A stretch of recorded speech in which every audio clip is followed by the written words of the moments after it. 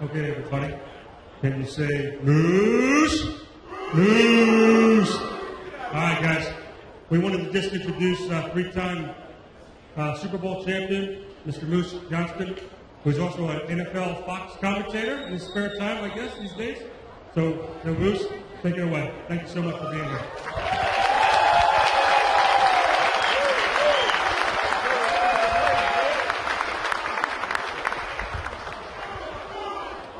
Hey, I have to say this is one of the more unique environments I've ever had the opportunity to do a presentation. Usually when I do these, we're in a hotel conference room or something like that. So this, for me, this is awesome because to me, you guys are all fullbacks. You guys do all the dirty work, get the job done. So I'm in my environment right now, and I couldn't be happier. So I have a speech that I usually talk about, but since this is a unique environment, I'm going to touch on a few things that I think are important to me and maybe hit home with you. And then I'm going to open it up to questions because I know I always miss something that somebody would want to hear. And, at the end, people will grab me and say, hey, I wanted to hear what your thoughts are on this. So just to make sure we get a lot of bases covered, we'll open it up for questions. So as I'm talking, if I say something that makes you think, store that in the back of your mind, and we'll try and get that answered when we wrap everything up. And then we can talk NFL, we can talk Cowboys, because I do work for Fox, got a pretty good feel on the NFC. I might struggle a little bit in the AFC, so if we got any Houston Texan fans,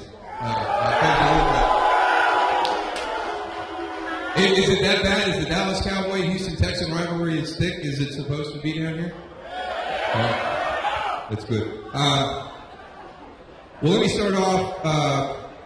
The most important thing when you're working with a group, and it doesn't matter if it's a football team, it doesn't matter if it's a business, it doesn't matter if it's a group of people here at the refinery, teamwork becomes the number one thing. And how do you improve that? How do you maximize that? How do you get the best out of everybody? And by the video, you saw that I've been blessed to be a part of 3 Super Bowl championship teams, but maybe the best team that I've ever been a part of was my college football team. At Syracuse University, we finished undefeated one year, and there were really no expectations on us at all. We were an under-the-radar team. We were not supposed to be a threat nationally to anybody. And really the big reason was, we called ourselves a group of Richard Gere cast-outs. We had nowhere else to go. The reason we were at Syracuse, because Syracuse was the only Division I school that offered us a scholarship. We did not have blue-chip All-American players. We didn't have guys that had 5 schools to pick from and ended up picking Syracuse over the other 4. We had nowhere else to go. So we always referred to us as kind of the Richard Gere guys from Officer and Gentleman. But that group of guys went on to do some unbelievable things. And, just to give you an idea of what it was like, when I went down there my freshman year, we came in 3 days early as a freshman class. We went through 2 days, and the first night we finished up practice, our head coach brought everybody into a circle, made us all stand up, say our name, our high school, and why we chose Syracuse University over everybody else. So for me, I was like, oh boy, here we go. I had nowhere else to go. Syracuse was my only option. It took my dad to convince me that I could compete at that level, even to take a chance on this opportunity. So I'm sitting around and I'm looking at the guys, and I'm like, well, this is going to be ridiculous when I hear some of these stories. And I've got nothing to say. I've got nothing to say. And the first guy that stands up, I remember the first 3 guys. They were our top recruits in our class. And the first guy was Lenny Nelson. And Lenny Nelson stood up from inner city school in Philadelphia, and he was a city rushing champion. And he'd rushed for over 2,400 yards his senior year. I still haven't rushed for 2,400 yards in my entire life. And Lenny, he had all the big schools. He could have gone to Michigan in the Big Ten, Nebraska, at that time out in the Big 8. And he chose Syracuse because he was from Philadelphia. He wanted to stay a little bit closer to home. Timmy Robinson was the next guy. He was from the inner city of Philadelphia. Him and Lenny were in the competition for the number 1 rusher in the district that year. He ran for 2,450 yards to beat Lenny. And he was the same way. He had Penn State. He had Florida State. I think he had a big school out on the West Coast, either USC or UCLA. Next guy was Pat Davis. 6'5", 255-pound tight end in high school that ran a 4.4. He's like one of these guys that's out there today, but this was 1984. I mean, this is 25 years ago, 26 years ago. And he's a Jimmy Graham today. He's one of these crazy, freaky tight ends in today's game over 25 years ago. Same thing. He could have gone anywhere. I mean, he was the guy that came to Syracuse that was kind of the big coup. You know, how did Syracuse get that guy? And so I'm just sitting there, I'm like, holy smokes, this is going to be embarrassing. I'm going to have to get up, say my name, say my high school, and I didn't have anywhere else to pick. I mean, I chose Syracuse over the University of Buffalo and Cornell and Colgate, you know, schools that nobody's heard of unless you live in New York State. So the next guy up is my roommate for the next 4 years at college, Cooper Gardner, from Notre Dame High School in West Haven, Connecticut. And he gets up and he says, I chose Syracuse University because this is the only place I had to go. And he sat down. And everybody else behind Cooper wiped their brow, threw the sweat down, and we all stood up and said the same thing. Lenny Davis and Timmy Robinson were not on that team that went undefeated 3 years later. They had flunked out of school. They couldn't balance everything that was there. Pat Davis was our only blue chip recruit that made our entire time at Syracuse together. But every single one of the guys that wiped their brow and threw that sweat down, not only were a part of that team, but were a key part, became starters, and 6 of them had an opportunity to play in the NFL at some point in time in their careers. So it just goes to show you, when you look at somebody and you hear their stats, it doesn't mean a whole lot, because you have to know what's in here. You've got to know what's inside of somebody. And we always laugh at the Combine, because the Combine invites the top, I think, 300 guys. I don't know if they've increased the numbers yet. But they bring in what they consider to be the best professional prospects of that college class. And they may run a 40, and they do a vertical jump and a bench press and all these individual agility drills, and then they put a grade on you and give you a projection of what round you're supposed to go to. But they can't measure this. There's no measurement for this. And you need a few of those guys, but you need a ton of the other guys. And that's what my Syracuse team was. We were a ton of guys that had huge hearts, tremendous work ethic, and if you told us to do something, we were going to go do it. We didn't ask questions. We followed orders. We were basically like soldiers. You know, we didn't question. We knew what the goal was. We knew what the coaches wanted, and it was our job to go out and get our job done and execute. When I left Syracuse University, I had guys that had gone on into the NFL. We had Ted Greger's first-round draft pick to the Denver Broncos. Donnie McPherson was the runner-up in the Heisman Trophy balloting the year that Tim Brown won. He went to play behind Brandon Cunningham in Philadelphia. We had several guys that had gone to the NFL, and they came back and they told us, enjoy your time here, because when you leave here, it's not fun anymore. It becomes a business. This is where football's pure, this is where football's fun, and this is where you make great friendships, because we're going to be there together for 4 years or 5 years. When you get to the NFL, you can have your best friend for a year and a half, and all of a sudden he gets cut. The business side of the game rears its ugly head, and it's just not as fun as college. That wasn't the truth in Dallas. And I don't know if it was part of Jimmy Johnston's grand plan, or the fact that he was coming from college, coming from Oklahoma State into the University of Miami, and now into the NFL with a group of coaches who had only coached at the collegiate level, that he was able to kind of instill and create that same environment that I had experienced at Syracuse University. And again, it was all the teammates. Number one, the guy who was talking about me up there, he's unbelievable. He walked in on day one. You remember his draft day when he came to Dallas? You remember the day that Emmitt came to Valley Ranch with his polka dot suit on, and he got his little spiked up haircut? And I mean, he's, God, at that time, 20 years old. And I remember one of the first things he said was, when I leave this game, I'm going to be the all-time leading rusher. Yeah. And, you know, I'm all for setting goals and having dreams. And shoot, man, that's Walter Payton you're talking about. I mean, that's hallowed ground. Nobody's going to get there. You know, I like it, but, you know, let me tell you what. 4 years later, he had us all bought into it. And the reason why is, number one, he worked his ass off. I don't think he ever got the credit for being a guy, and in my opinion, maybe the first guy as a running back in the NFL that worked hard away from the facility to make sure that his body was right on Sundays. He did everything. He was in the weight room. He was getting massage. He knew that he had to be 100% every Sunday. And we all say 100%. Nobody's 100%. Once you go to day one at training camp, it's a slippery slope as you come down. So you're trying to feel as good as you possibly can mentally every time you step onto that field, knowing you're not 100%, but knowing that the team around you is counting on you. And he was the best, and in my opinion, the first that really put the effort in away from the field to make sure he didn't let his teammates down. Troy Aikman. The triplets do not happen without Troy Aikman. He is motivated by one thing: winning. Not statistics, not yards thrown, not touchdowns. He's one thing: winning a football game. If I'm 12 for 15 for 118 yards, no touchdowns, and Emmitt goes for 215 and 3 touchdowns, and we win the game, I'm cool. That's all good. And there's not a lot of guys in that era, and especially not a lot of guys in this era, that you can say that about.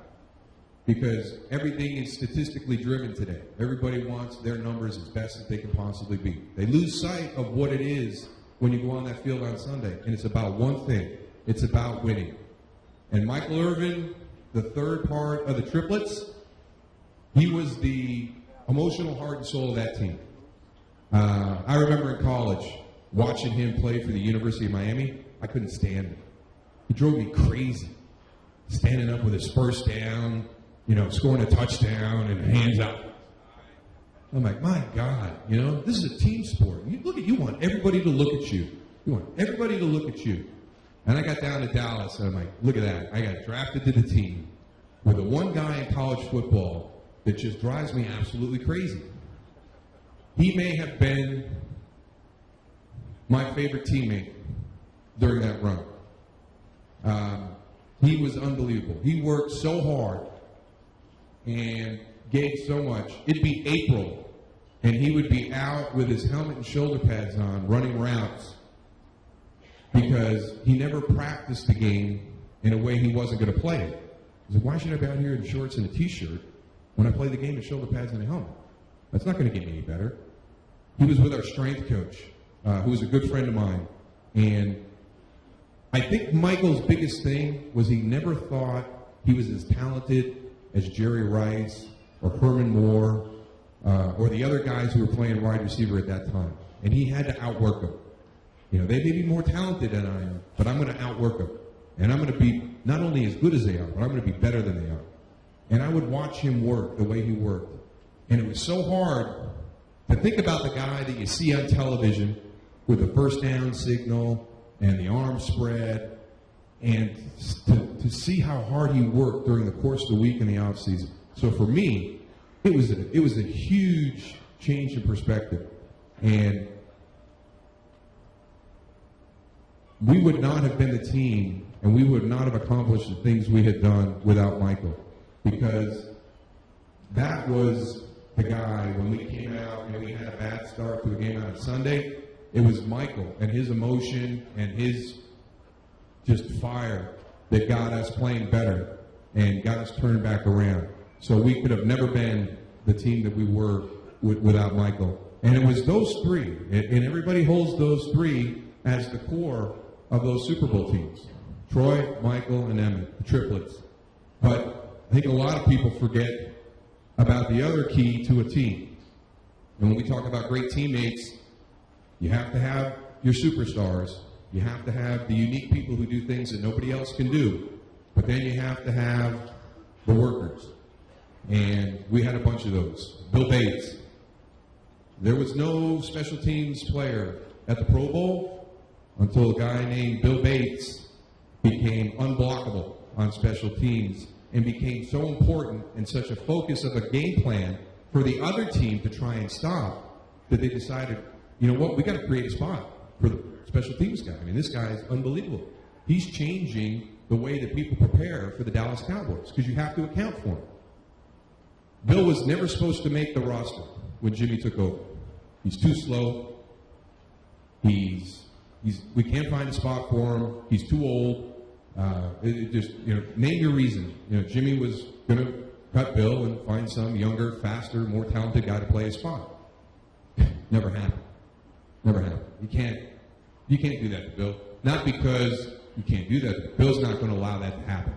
I mean, he hit me in the spring, my rookie year. It was one of the camps that we had. I'd just been drafted, and I go down, and you're kind of intimidated. There's Ed Jones, and there's Danny White, and the guys that I grew up watching on TV, and you're on the practice field. Oh, there's Bill Bates, and you run around, and we're in helmets and shorts, and Bill Bates knocks the shit out of me at a practice, and you get up and you're like, Bill, what are you doing? He's like, oh, sorry, I'm so sorry. It's a natural reaction. I can't help it. I just can't stop. I can't stop when I'm on the field. And that's the type of person he was. We had Kenny Gant. Kenny Gant became Bill Bates's protege. I mean, Bill mentored Kenny Gant and kind of saw that same desire in Kenny that he knew that he had within inside him, and became his mentor. I mean, Kenny Gant with us was unbelievable. He changed the game from a special teams perspective as well. And when he left our team, he was never that same player. And why? Because he didn't have Bill as his mentor. He didn't have the other guys around our team that inspired you, that held you accountable, that made you work. And that was the biggest thing. And it's something that a team will create. It's something that you can create here. But it's an individual accountability that develops from the people who take control and want things done the right way. And I remember Darren Woodson. We had drafted Darren from Arizona, and he came into the weight room, and he sees Michael and Emmitt and Troy, all the big guys on our roster at that time, working out after practice, and he knew right away, if I'm going to fit in here, if I'm going to make it here, then I have to work as hard as they are. I think it surprised him to see the superstars of our team have the work ethic that they had. And that became something that just existed within our locker room. You had to work. You had to work, and you had to do your best possible job every single day to be respected in that locker room. And that's really what we were all trying to get. You wanted people to respect you as a player. I wanted Troy to respect how I played the game. I wanted Mark Tuinei and Kevin Gogan and Mark Stepnowski to respect the way I played, to know that I had their back. If they made a mistake up front, if I was behind you, I've got you. You go to the next one. I would tell Nate Newton all the time, if you miss up front, you go to my guy. I got your back. I'll take care of your stuff. You take care of my stuff, and we'll switch. And there were times when we would talk to coaches after games, or you'd see me in the off season, and it happened. The best example that I always tell everybody about. Everybody remember the night, it was Monday Night Football. We're playing the Giants. It's like the third play of the game, and Emmitt goes like 65 yards for a touchdown. All right, now that play, the Giants came out in the defense they'd never shown in preseason. Week 1, we're on Monday night, and we get up in our formation, and we got the play called, and all of a sudden everybody's checking up front because we've never seen this before, and we really don't know how we should block it. There's a little bit of a wrinkle on the backside, and the ball snapped, and you remember, Emmitt was untouched. I mean, there was not anybody there. And I watched it on film, and our guys, nobody blocked the guy they were supposed to block. But not one guy went unblocked, if that makes sense. Every single guy in that odd look got blocked by somebody else. But everybody knew, and everybody trusted, and everybody did what they thought was right. If you can get everybody thinking the same way, you can overcome any type of adversity, because you're going to react and respond in the same way. And to me, that was when I knew that our group was unique, because that should have been a tackle for about a 4-yard loss. But because of who we were and how we did everything up front, we were able to turn that into a 65-yard touchdown. Now, getting into broadcasting, it's been hard for me in the beginning, because I was a role player. I was the Kenny Gant, I was the Bill Bates, I was the Mark Tuinei, I was one of the workers. As an analyst, now I've got to be the Troy Aikman. I've got to be the Emmitt Smith. I've got to be the guy that leads the group. And it takes a little bit of time to adjust to that role. But again, to create the environment, to have things done the way you want to do, you just have to step up and you have to take charge. So for me, it was getting out of my comfort zone a little bit. I'm more than happy to stand in the shadows and do my job and have people that know the game really well say, hey, I really like the way you play. That's enough for me. I don't need to score touchdowns. I didn't need to have all the accolades and things like that. I just wanted to be a part of something that was going to be special, and I could tell that our team was going to be special. Well, our group, our broadcasting group, I think has a chance to be special. We've got Tony Siragusa, who gives a very unique perspective. We do some things a little bit differently. Some people like it, some people don't.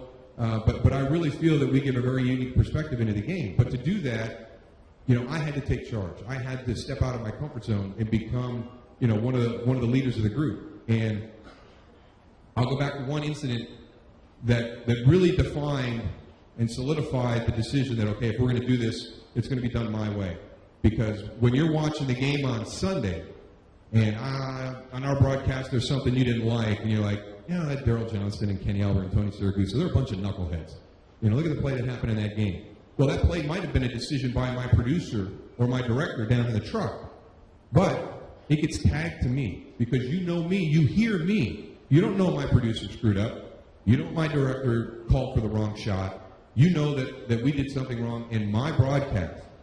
And we were doing it was actually the Dallas-Baltimore game, and it was probably the straw that broke the camel's back on the horse collar tackle. Roy Williams had already taken out Terrell Owens. We had guys going down on a weekly basis with that tackle where they would slide into the back of the legs. And Roy got Emmitt Smith. And when we went to commercial, the play happened and Musa was down. But when we went to commercial, we ran another highlight, and we saw as he tumbled over, you could see that he had broken his lower leg really, really bad. I mean, it went 90 degrees. So that was already out there, which I didn't want it to be out there. Well, then, while we're in commercial, our director starts taking a shot at his sock, which has got a blood stain on it about the size of a softball. So now we know he's got a compound fracture of his lower leg. He's bleeding through his sock in about a 4-inch diameter circle. And our director is on the shot. And I said, we are not coming back on air with that shot. Get your camera off of it. And he's like, this is a story. It needs to be told. It's like Joe Theismann. I said, oh, yeah? I thought the Joe Theismann thing was handled very poorly. I don't need to see it over and over and over again and to stamp into my head how dangerous this game can be. If you put that shot up on TV when we come out of commercial, I'm going to say nothing. And after about 10 seconds of silence, I'm going to say, that was thanks to our director, and I'm going to put your name out there. Because you wouldn't do that. I said, try me. Come out off the commercial with that shot. So we came out after commercial.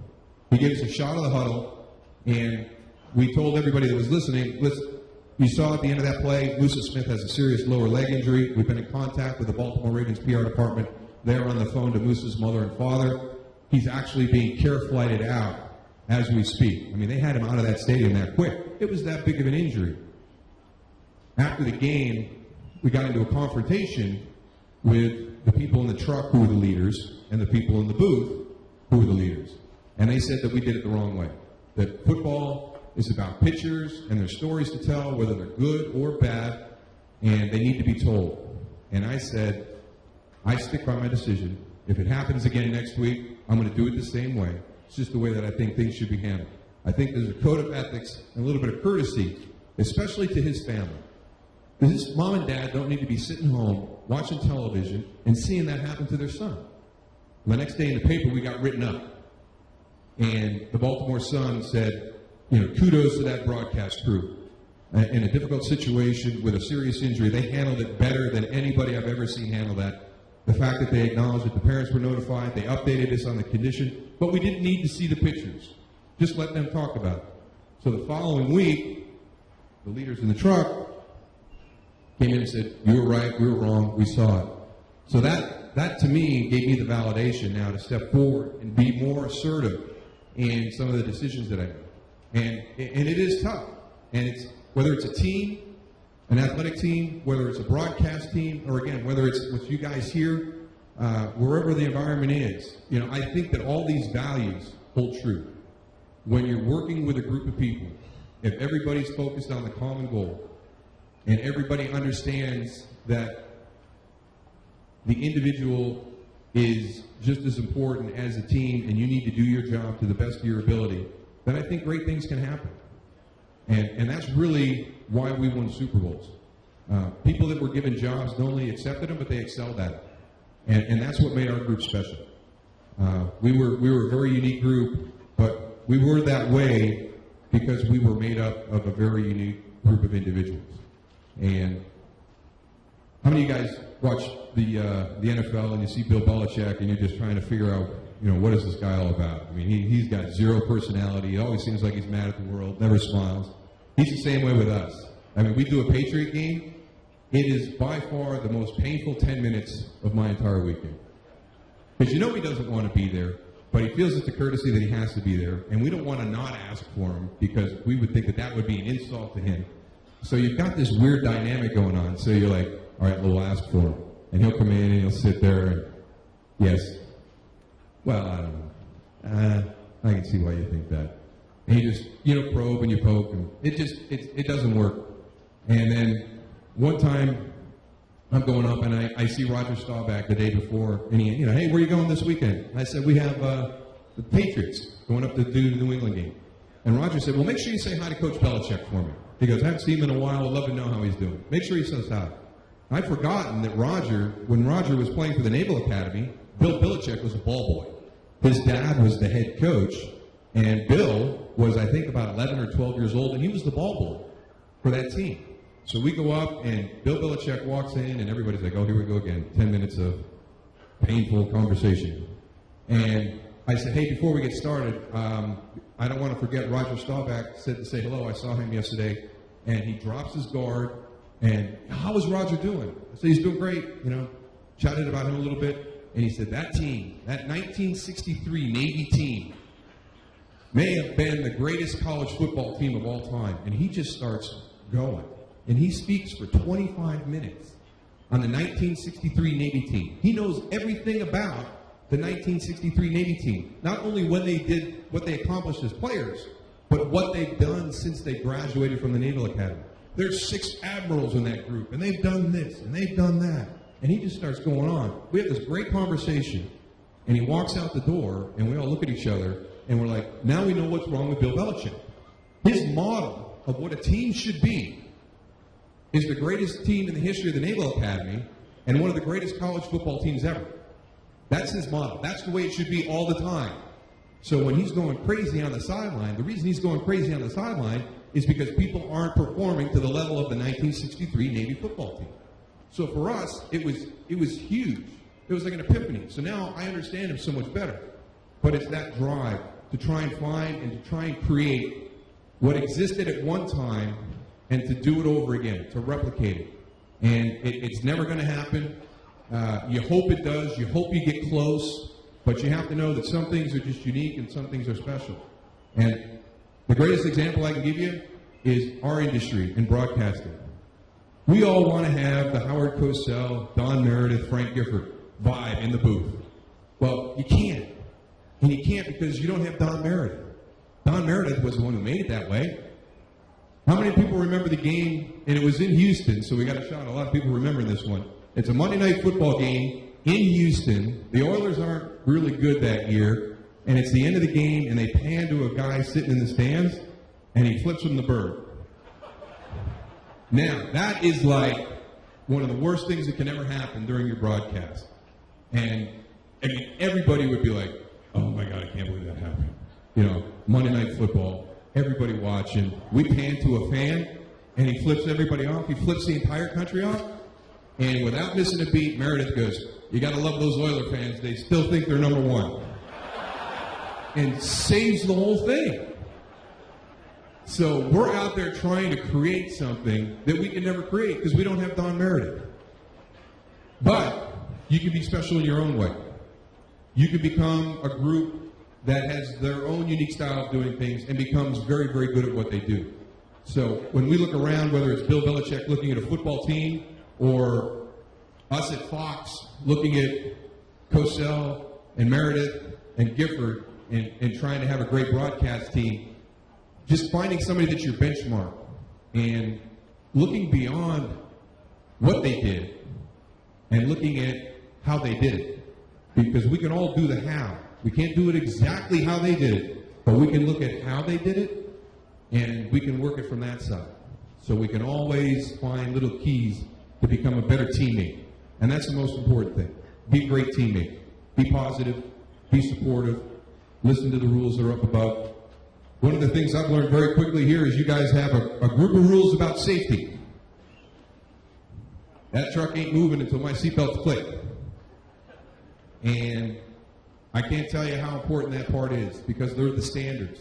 They're the foundation of what everything's built on.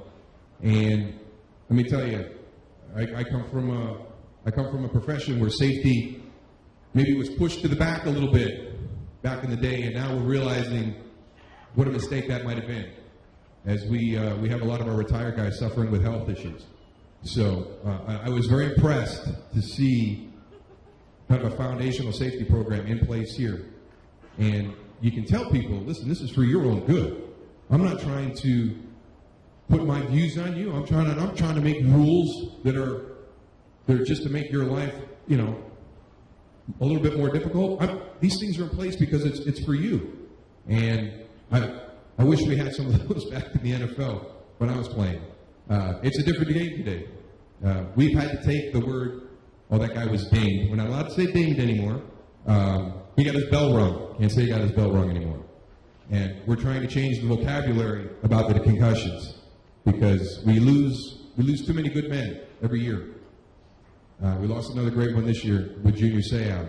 And we'll never know exactly why, but I think we'll always inside have a feeling that the concussions and everything that happened to him as a player contributed to his early departure from us. So I just wanted to throw that in there because I think it's great. I think it's great what they're doing here to make sure everybody stays safe so you can become the teammate that helps this group do things that nobody else in your industry has done before.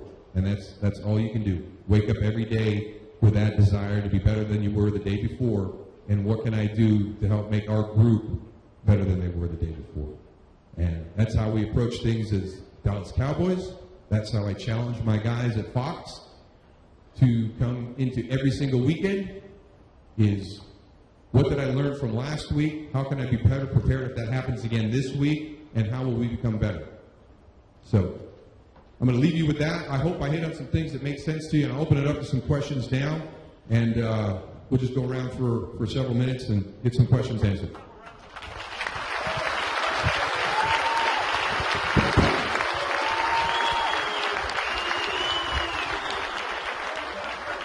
Yeah, I mean, you can be able to hear them if they just want to shout it too. Super Bowl this year, who do I got? It is September what? I'll sound like, at least I didn't have to do this in the beginning of the season, but we break down the NFL into 4 quarters. So we are coming up on the end of the first quarter. I think the Texans are a team to watch out for. I think there's a turnover. I think if anybody's going to turn over this year, I think the AFC has a good chance to turn over. Your Pittsburghs, your Baltimores, your New Englands. There's an opportunity for somebody to step up and take that spot, and I think Houston is as big a threat as anybody in the AFC to do that. In the NFC, I tell you what, the Giants scare the heck out of me again. The Giants scare the heck out of me again. The way they came back.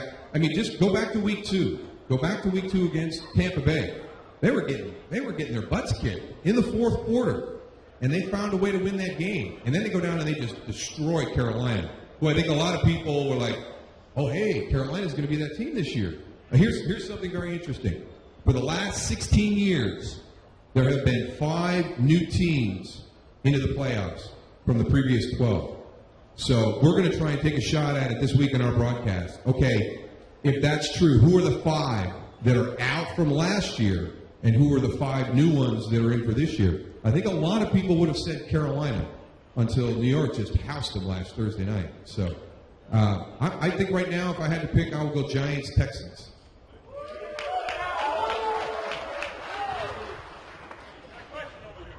'49ers. I had them last week. I got them again this week. Yeah, they whooped you guys. The Vikings whooped you guys.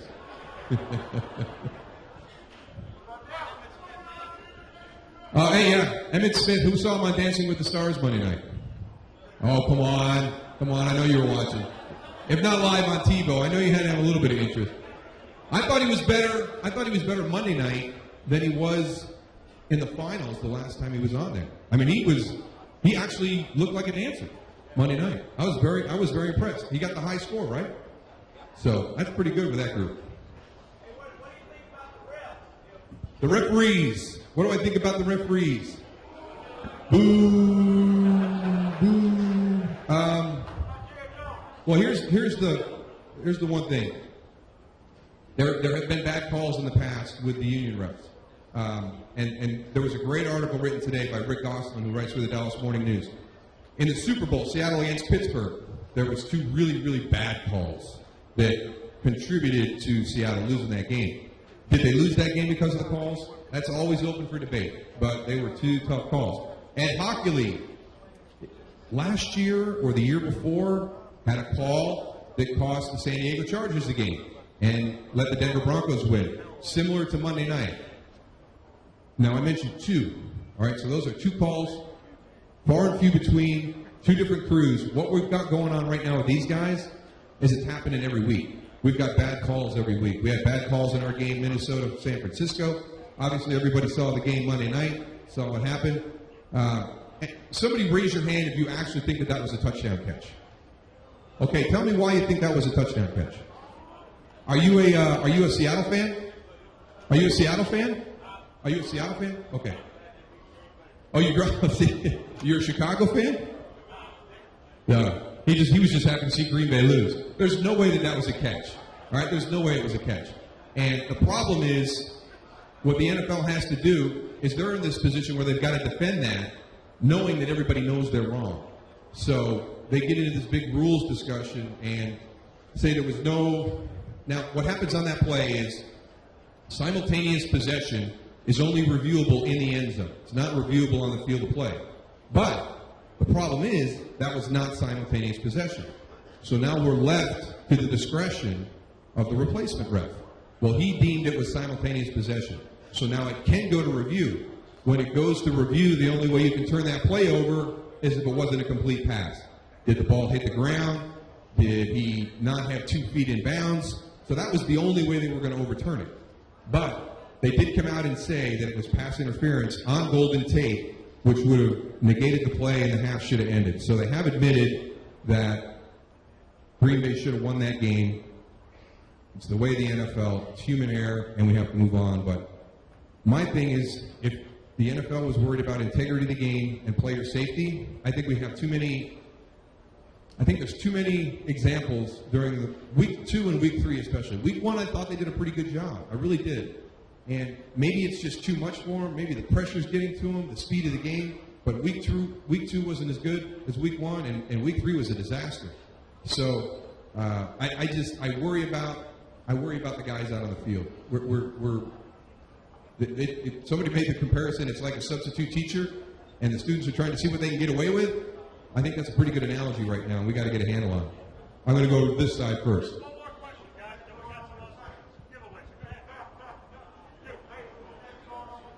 What's going on with the Saints?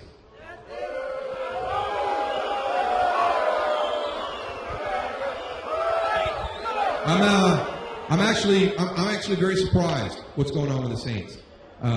We had their game week 1 against Washington.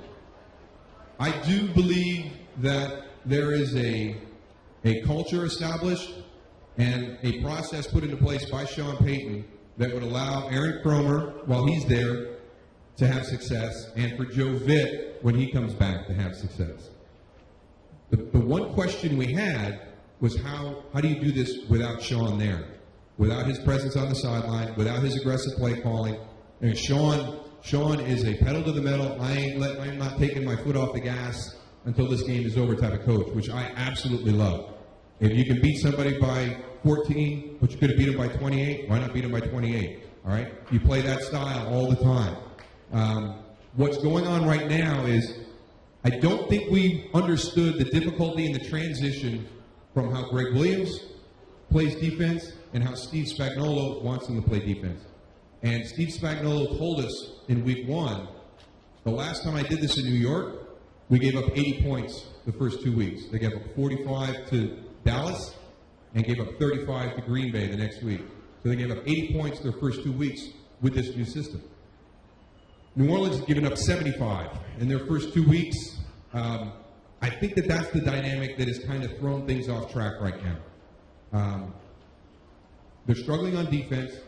You feel pressure on offense now to generate points every possession, which the Saints want to do every time anyways. I mean, that's Sean's mentality. That's Drew's mentality. Let's get down the field. Let's be efficient. Let's score points.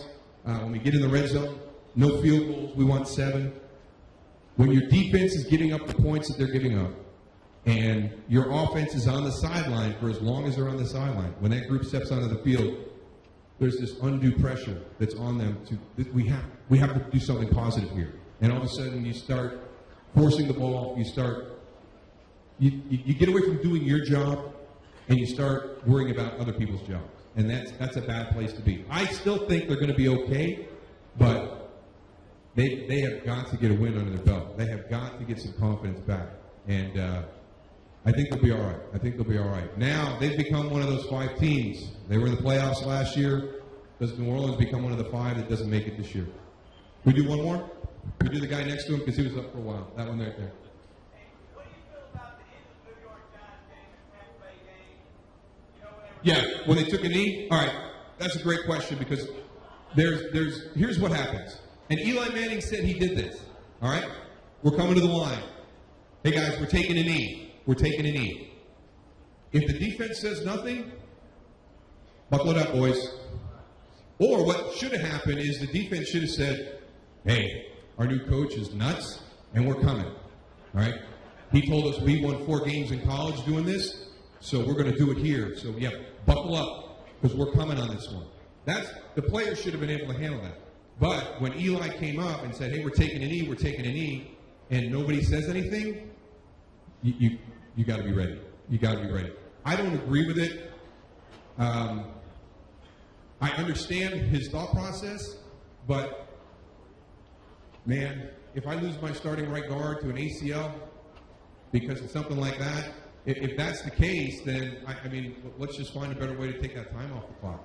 You know, if they don't have any timeouts and, you know, there's no way for them to stop the clock, just go to the ref and say, hey, can we just call this thing right now?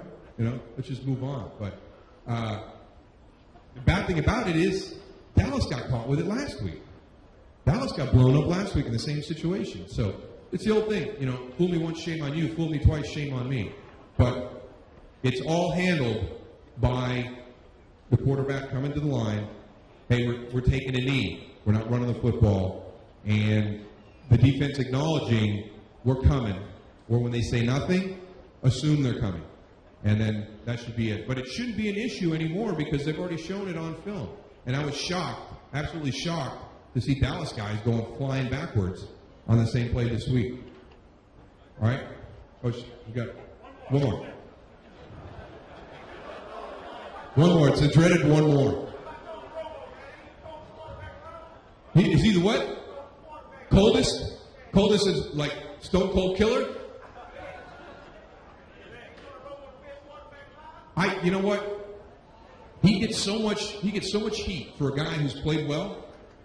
Last year, there were 4 quarterbacks with a 100-plus quarterback rating.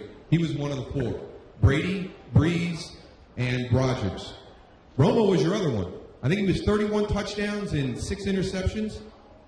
There was only one other offense that was better in a quick strike situation than Dallas, and that was Green Bay. So last year was not Tony in the offense. It was on the other side. It was the defense. You don't blow 3 double-digit fourth-quarter leads and not have the defense be a part of that problem. Now, what happened to Tony was Tony made a big mistake on Monday night against the Jets, and everybody remembers that. Just the way everybody's going to remember the refs this past Monday night. Tony blew a huge lead against Detroit. Everybody remembers that. And fans have a tendency to remember things that hurt the team more than they do all the little things that help him. He does a lot of good stuff. I don't think he deserves all the criticism he gets.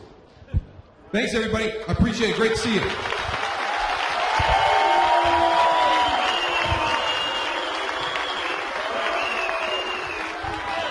Okay, guys, we got some giveaways here. So listen, if you haven't gotten your little ticket in here, sorry about that. We're going to pull out some tickets here. We've got some giveaways, and Moose is going to go ahead and shake your hand. So with the first one, we're going to give away here. Autographed clock. All right, pick one out. Pick one out. Give it a